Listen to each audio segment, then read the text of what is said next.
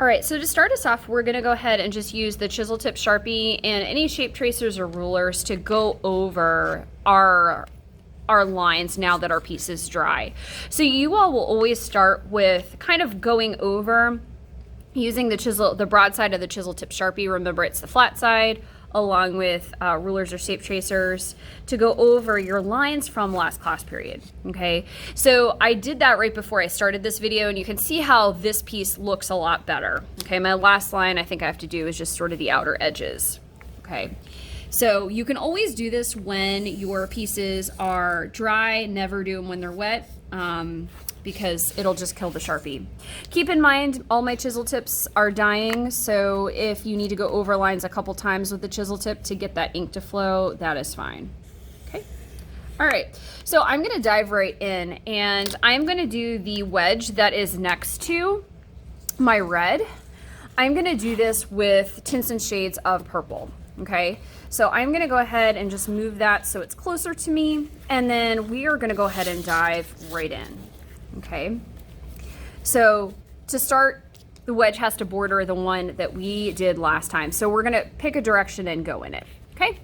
All right, so what I'm gonna go ahead and start by doing is I'm gonna grab my small round brush. I'm gonna grab a smidgen of purple, add it to the white to create my tint number 1. I'm gonna mix it until it is no longer swirly and awesome.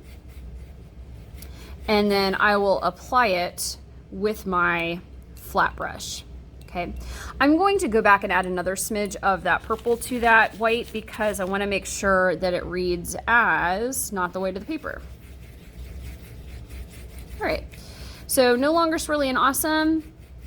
This is perfect for my first tint, okay? So I'm gonna go ahead and I can choose a direction to go with this. So I can add the lightest here, I can add the lightest here. I just need to go in color order, okay? So I am going to make sure I'm holding my paintbrush by the grippy, and I am going to apply this inside the lines, okay, like so. Now for this small point here, I'm going to then go back to my original paintbrush. So I'm gonna go back to my small round and see if I can get in that smaller place and space. Again, holding the paintbrush by the grippy is a game changer in terms of keeping that drippy paint inside the lines. Okay, so that's what I have for thing 1. Now I'm gonna go ahead and mix my second tint of a color. To make this darker, I'm just gonna add another smidgen of that purple or that violet, okay? Now let's say I add it and I mix it thoroughly, no longer swirly and awesome. I go to test blob it, like this, and it looks too similar to the one before it. I can go back in and grab another smidge of purple to deepen it, okay? So I'm gonna do something that looks like that and mix it up, okay? The main goal is just making things look incrementally darker, okay? So if they look too similar, just go back in, add another small smidgen, add another smidgen of that color. Test blob it again. That looks a lot better for my second one, okay? Its reading is different. Loading up my flat, holding it by the grippy, and applying it, okay? Now I'm using the flat for these spaces here because I have a larger curved shape, okay? But I can't get in there with, I can't get into that small point. So I'm gonna go ahead and pick up my small round brush and apply it, holding it by the grippy, in these 2 areas that have points. Okay, so something that looks like that. Pure purple is gonna go in the middle.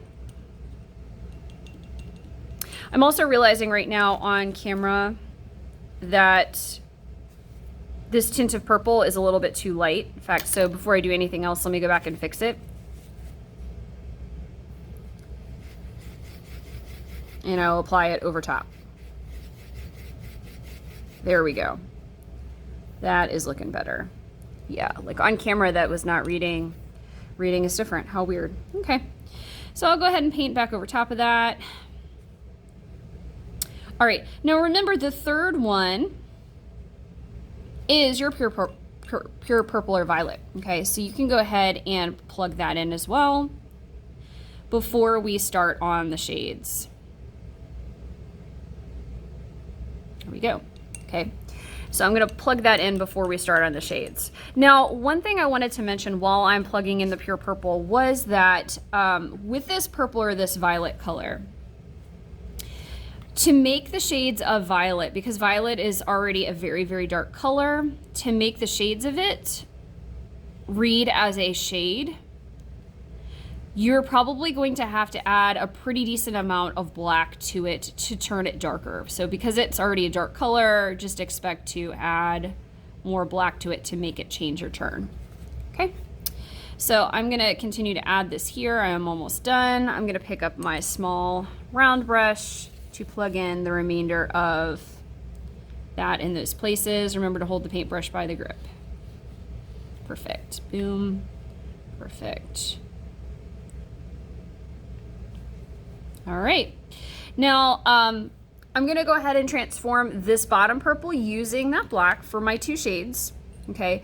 Because this is an already dark color, I'm gonna go ahead and be generous. So I'm actually grabbing a glob of black and mixing it into the violet. And I'm gonna mix it past where it's Cerulean Awesome. And I'm gonna test blob it and see if it reads as darker than the one before it. Yep, I think it does. Okay, so I'm gonna go ahead and grab this color on my flat and apply it. Yep, it's reading as darker, that's cool. For the last one, again, because this is a very dark color, I'm basically gonna go all in, can go almost all in with my black. Okay, so you're gonna see me grab a very generous glob of that black to turn this into something that reads as a shade of an already dark color. All right, that's looking good. All right, so I'm gonna make sure I have this set and ready to go. All right, so let's go, let's check this out. I'm gonna grab something that looks like that. Woo! All right, we're gonna mix it in. And I'm gonna mix past where it's Cerulean Awesome. Let me test blob it. I may be able to make it darker, believe it or not. Yep, I think I'm gonna make it even darker. There we go, another blob. Okay, and I think I should be good with this one. I'll test blob it again just to make sure. Yep, okay. So I'm gonna start with this brush just because I already have it in my hand. I'll do the small points that I know I can't get with my other paintbrush down here.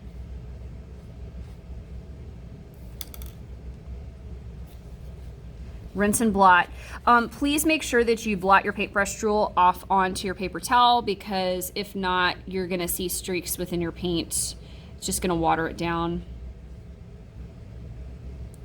Woo! Look at that. Oh my gosh. Super, super dark, okay? Holding that paintbrush by the grippy. All right, so you can see right now I've got my tints and my shades of purple or violet.